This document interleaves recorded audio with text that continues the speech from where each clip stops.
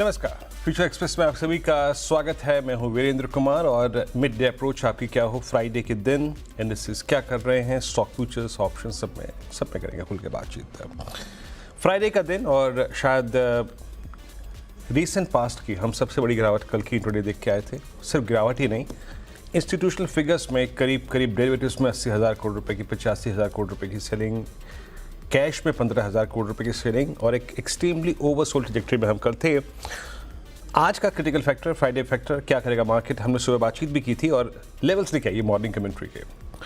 Morning में बात क्या हुई थी कि ये बाजार सेल एंड सनराइज का है, बट आज ये टेस्ट करेगा सेल के ट्रेड पे सबसे critical base, third base of the series 26, 25 और उसके बाद 25,500 के बाद 25 और सबसे critical average that's 50-day exponential moving average for Nifty जो कि परसिस्ट करता है 25,010।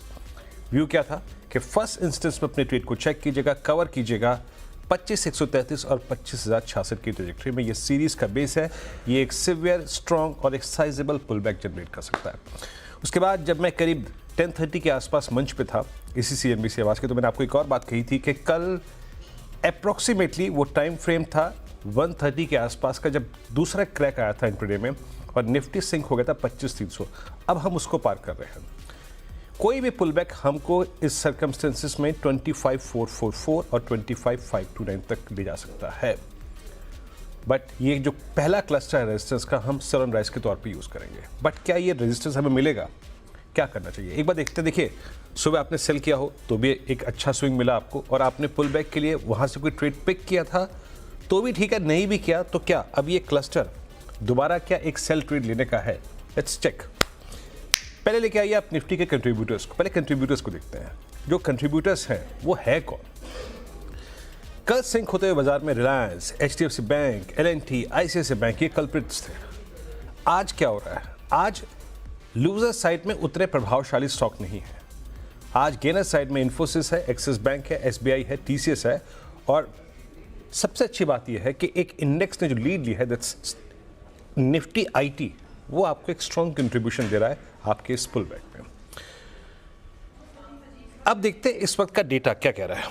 क्या आपने जो पुल बैक ट्रेड लिया वो एक पुल बैक ट्रेड अब हमें निपटाना चाहिए? अब हमें क्या शॉर्ट का स्कोप खोजना चाहिए? Let's check. 3 कॉल्स और पुट्स आपकी स्क्रीन पे आएंगी। देखिए, इस वक्त निफ्टी बैंक थ्रस्ट जनरेट कर रहा है, इस वक्त थ्रस्ट जनरेट कर रहा है आपका निफ्टी IT। आपकी स्क्रीन पे एक साइजेबल आउटस्टैंडिंग OI 25,500 की ट्रैजेक्टरी में अभी भी खड़ा हुआ है, अप्रॉक्सीमेटली 43 lakhs का, जो कि न्यूली कमेंस्ड वीकली कॉन्ट्रैक्ट का आउटस्टैंडिंग OI है। That's still quite high. अब 2 बात समझ लीजिएगा, ये सेकेंड हाफ के लिए आपको अपना ओपिनियन दे रहा हूं। निफ्टी का 20-day exponential moving average, yes, ये परसिस्ट करता है 25,541 पे, 25,541 पे। यानी अगर ये पुल बैक किसी भी दृष्टिकोण से अगर आपको 25,480 पे ले जाए, एक बार के लिए अपने प्रॉफिट्स को बुक कर लीजिएगा।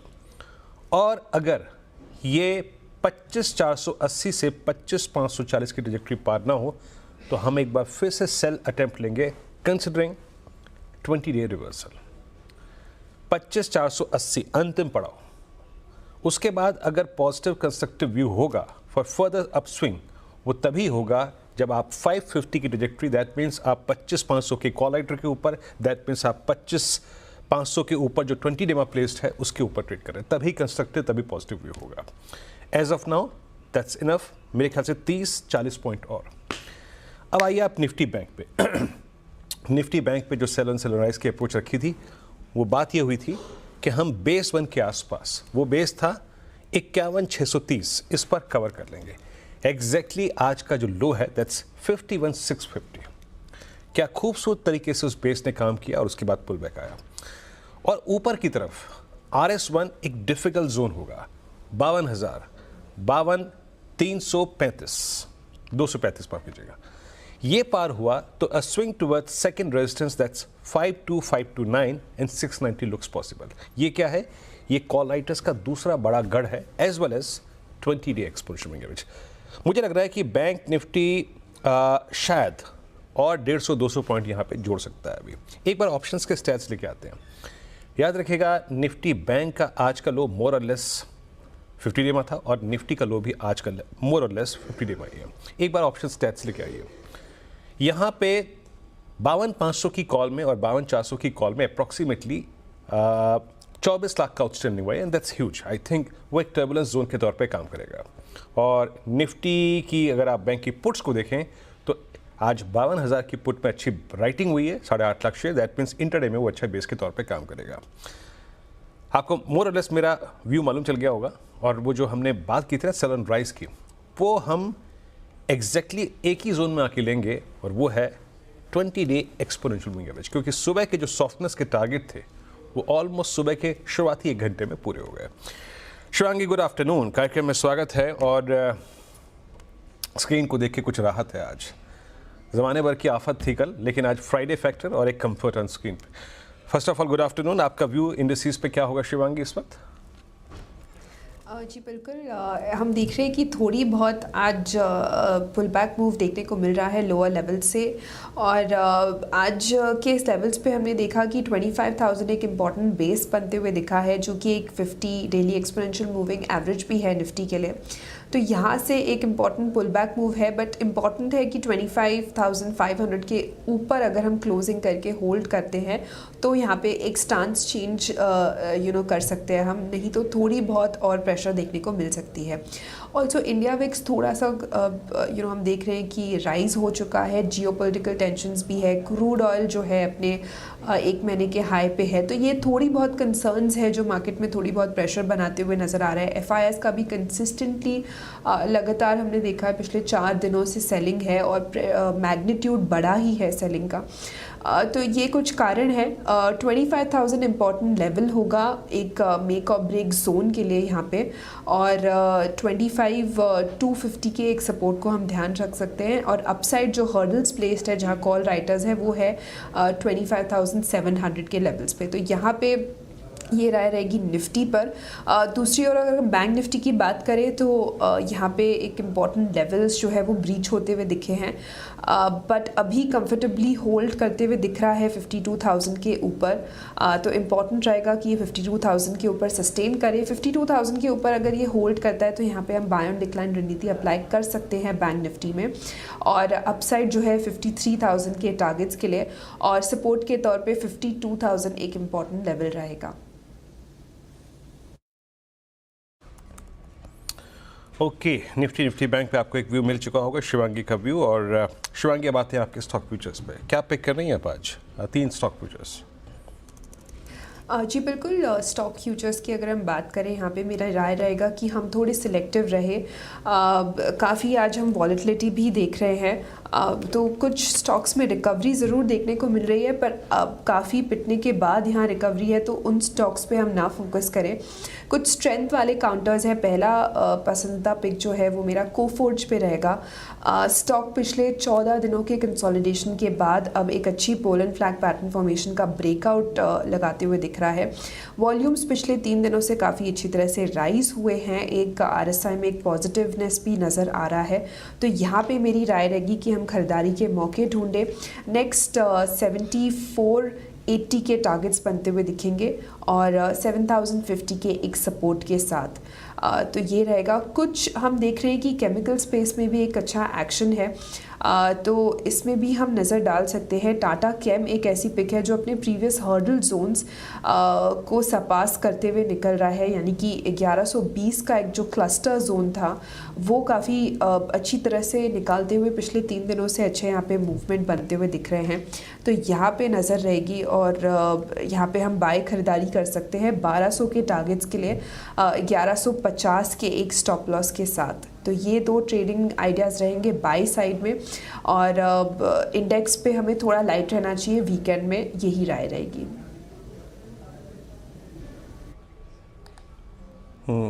ओके,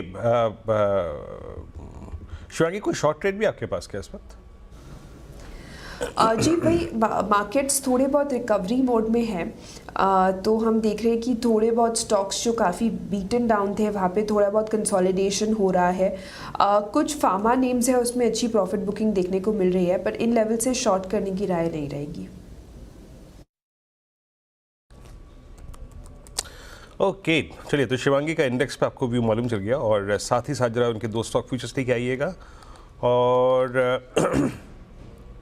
पहला स्टॉक क्या था रखिएगा, और दूसरा था मेरे ख्याल से Tata chemical Coforge mid cap IT में। Coforge is now at its all time high. हम कल भी सुबह बात कर रहे थे आशीष शर्मा, जब हम टीम सिलेक्शन पे बात कर रहे थे, इसने एक बहुत ही खूबसूरत चैनल ब्रेकआउट दिया था, उस पर आज इसका उस पर फ्लोट करता हुआ एंड टाटा केमिकल सुबह मैंने भी इसको टीम में पिक किया था। स्ट्रॉन्ग स्ट्रक्चर और जो लेवल की बात हुई थी 1160-70 पॉसिबल है। स्ट्रॉन्ग पुट राइटिंग हुई है 1100 की स्ट्राइक पे। ये देखिए इम्पैक्ट 1170 पे डे हाई पे ट्रेड करता हुआ। इट्स 25419 और निफ्टी बैंक करीब 52,272। एक छोटा सा ब्रेक के बाद जब लौटेंगे तो बात करेंगे हॉर्मोज से। और एग्जैक्टली ये जो मोह भंग हुआ है एफआईएस का इंडियन मार्केट्स के प्रति, इसके पीछे कारण क्या है? कल की वो 15,000 करोड़ रुपए की सेलिंग, क्या वजह है, इसको समझने की कोशिश करेंगे और वो रीज़न कब तक सस्टेन करेगा हॉर्मोज से। एक छोटे से ब्रेक के बाद तुरंत हाजिर होते हैं।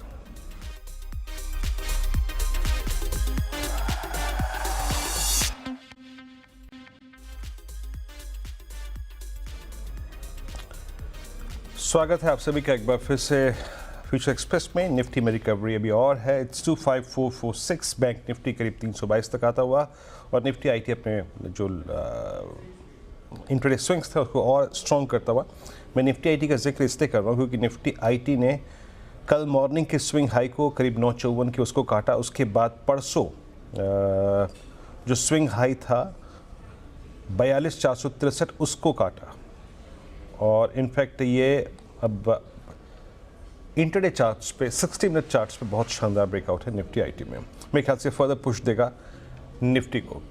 लेकिन बात करते हैं, हम बात कर रहे थे पुश की, निफ्टी आईटी प्रोवाइड कर रहा है, लेकिन ड्रैग किसने किया? ये थे एफआईएस के आंकड़े। कल कितने गंभीर आंकड़े थे। आई थिंक हॉर्मोज हमारे साथ मौजूद है इस वक्त बात करने के लिए। हॉर्मोज, कल एक बार जब भाव कॉपी के बाद जब स्टैट्स देखे ना, यकीन मानिए इंडेक्स के स्टॉक फ्यूचर्स के तो रूह कांप गई एक बार। 15,000 करोड़ रुपए का तो कैश बेचा था। बट सडनली वो एफआईआईज जो कि जून, जुलाई, अगस्त, सितंबर में बहुत स्ट्रांगली चेस कर रहे थे इंडियन मार्केट्स को, ये अक्टूबर के 4-5 दिन में क्या हुआ ऐसा जो वो बैकफुट पे आ गए? और ये सिवियर लिक्विडेशन क्यों है उनकी तरफ से? आपको एक गाना याद होगा स्वर्गीय लता मंगेशकर जी का, कितने अजीब रिश्ते हैं यहाँ पे। वो एफआईआईज जो चीन की तरफ इस पूरे साल मुड़कर देख भी नहीं रहे थे, अचानक वो अब चीन के बाज़ारों में पैसा लगाने के लिए कतार लगाए खड़े हुए हैं। तो ये एक बड़ा फैक्टर रहा है जिस वजह से एफआईआईज की जो बिकवाली थी, जो कल के सत्र में जिसका आपने जिक्र किया, वो 4 सालों में सबसे बड़ा फिगर था एफआईआईज की बिकवाली का। अब वो फिगर कितना था? 15,243 करोड़ रुपए की बिकवाली कल के सत्र में एफआईआईज ने की, जो 4 सालों में सबसे ज़्यादा थी। मगर आपको एक दिलचस्प बात ये बता दें कि ये जो सेलिंग थी वो चुनिंदा लार्ज कैप शेयरों में ज़्यादा फोकस्ड सेलिंग थी। जैसे कि आप देख सकते हैं Reliance, HDFC bank, ICICI bank, यही 3 थे जिन्होंने निफ्टी को कल सबसे ज़्यादा खींचा नीचे की तरफ। रिलायंस में 4,500 करोड़, एचडीएफसी बैंक में लगभग 4,000 करोड़, आईसीआईसीआई बैंक में लगभग 2,000 करोड़ की सेलिंग देखने मिली कल। एक्सिस बैंक में सेलिंग देखने मिली, टाटा मोटर्स में सेलिंग देखने मिली। तो इन चुनिंदा शेयरों ने निफ्टी को कल नीचे खींचा और वहीं पर एफआईआईज की एक फोकस्ड सेलिंग हमें देखने मिली। अब ये ऐसा नहीं है कि ये पहली बार ऐसा हुआ है कि एफआईआईज की इतनी भारी बिकवाली देखने मिली है हमें इस साल। जनवरी के महीने में 2 ऐसे दिन थे जो बजट के लगभग पहले एफआईआईज की बिकवाली हमें देखने मिली थी। 4 जून को हमने 12,000 करोड़ की सेलिंग देखने मिली थी। ये वो दिन था जिस दिन लोकसभा चुनाव के नतीजे घोषित हुए थे, तो उस दिन हमें सेलिंग देखने मिली थी, जिस दिन बाजार बहुत गिरा था। अब अगस्त में एक दिन ऐसा आया था और 30 सितंबर जो कि रिकॉर्ड हाइज बनाने के बाद जब एक करेक्शन का दौर शुरू हुआ था जो अब तक चला आ रहा है, वो एक सेलिंग वहाँ हमें देखने मिली थी लगभग 10,000 करोड़ की, वो हमने देखा था। अब एफआईआईज अचानक चीन के ऊपर इतना प्यार क्यों उमड़ रहा है इनके लिए? अब ये है कि चीन के बाज़ारों के वैल्यूएशन सस्ते हैं, वो तो होने ही थे क्योंकि इस कदर उन्होंने अंडर परफॉर्म किया है कि उनके वैल्यूएशन तो सस्ते होने ही थे। बट जो एक बड़ा ट्रिगर आया वो उनके सरकार की तरफ से आया जब इकोनॉमी के लिए वहाँ की सरकार ने एक बहुत बड़े राहत पैकेज की अनाउंसमेंट की, घोषणा की। एक रियल एस्टेट जो उनका सेक्टर है जो बहुत डामाडोल है, इस वक्त बहुत ही बर्बादी की कगार पर है, वहां पर उनके लिए बहुत बड़े पुश की घोषणाएं की गई। तो वहां एक पुश आया स्टिमुलस का और आखिर में जो ब्याज दरें काट कर कर्ज को सस्ता किया, उस वजह से चाइना में एक बहुत बड़े रैली की शुरुआत हुई छुट्टी पर जाने से पहले। अब मगर कुछ लोग अब भी ऐसे हैं जो चाइना की इस रैली को लेकर इतने बुलिश नहीं है। GQG के राजीव जैन, जिनको हम जानते हैं, जिन्होंने अडानी के शेयरों में पहले पैसा लगाया था हिंडनबर्ग की हाइट्स पर, उन्होंने भी ये कहा है कि पिछले 3 साल में हमने कई ऐसे इंस्टेंसेस देखे हैं जहां पर ये चीन के बाजारों में एक रैली आई है, मगर कुछ ही महीनों में वो रैली फिसड्डी हो जाती है। एक ट्रेडिंग के लिए अच्छा मौका है, मगर क्या ये चीन का बाजार 3, 4, 5 साल के लिए निवेश करने लायक है, ये एक बहुत बड़ा सवालिया निशान है। सिटी ने भी अपनी नोट में कहा कि ये रैली जो हुई, लगभग 24% का उछाल हमें देखने मिला CSI 300 के इंडेक्स में। वहां पर कई बड़ी पॉलिसीज का ऐलान किया गया और इस जो रैली है वहां पर चीन के बाजारों ने अब भारत के बाजारों के साथ रिटर्न्स के मुकाबले कैचअप कर लिया है। मगर मजबूत मैक्रोज और बेहतर ग्रोथ, ये 2 फैक्टर्स है, और डोमेस्टिक फ्लोज ये एक बड़ा फैक्टर है जिसकी वजह से भारत के बाजारों में निवेश बना रहेगा। और आखिर में गेवकल रिसर्च ने एक बात कही कि अगर ये रैली चल भी गई चीन के बाजारों में, फिर भी बहुत सारे विदेशी निवेशक ऐसे हैं जो अभी भी चीन में निवेश करने से कतराते हैं। चीन की मुश्किलें जो होंगी वो हमारे लिए मौके होंगे, हमें आपदा में अवसर ढूंढना होगा, और भारत की ग्रोथ स्टोरी या भारत का जो बुल मार्केट है ये खत्म हो गया है, ये कहना बहुत जल्दबाजी होगी। तो चीन की रैली चल रही है, FIIs का ये अमर प्रेम है या सिर्फ गाने गजल तक का साथ है, ये आप तय करें कि ये रिश्ता क्या कहलाता है। देखते हैं ये मोहब्बत हरमोज कब तक चलेगी और ये वक्त इसका जवाब देगा, है ना। खैर, शुक्रिया ये पूरी नंबर क्रंचिंग करने के लिए। और क्यों मोह भंग हुआ FIIs का कुछ देर के लिए, या फिर इसका कारण क्या था। अब एक काम करते हैं, छोटा सा ब्रेक लेते हैं। जब ब्रेक से लौटेंगे तो लेंगे शिवांगी का सस्ता ऑप्शन ट्रेड, और छोटे से ब्रेक के बाद हाजिर होते हैं।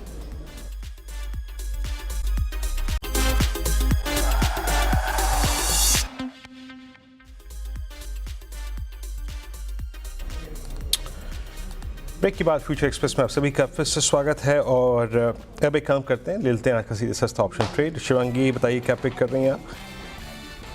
जी बिल्कुल, सस्ता ऑप्शन के लिए मैंने चूज़ किया है टाइटन। हम देख रहे हैं यहाँ पे एक बहुत ही अच्छी पुल बैक मूव देखने को मिल रही है। स्टॉक ने एग्जैक्टली अपने 50 डेली एक्सपोनेंशियल मूविंग एवरेज पे सपोर्ट लिया है और एक अच्छी खासी शॉर्ट कवरिंग मूव यहाँ देखने को मिल रहा है।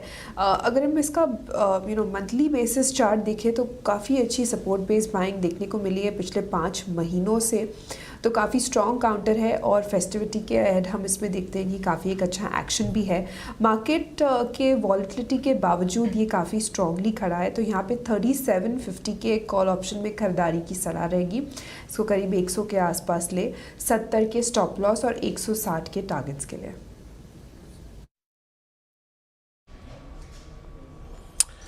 ओके, शुक्रिया शिवांगी इस कॉल के लिए। टाइटन का 3750 का कॉल टारगेट यहाँ पे रखा गया है 105 पे ट्रेड करता हुआ। बहुत बहुत शुक्रिया शिवांगी इस कार्यक्रम में शामिल होने के लिए। फिलहाल एक ब्रेक, अगली मुलाकात होगी आज से आपसे कमाई का अड्डा में हर्षदा के साथ 2 बजे। नमस्कार।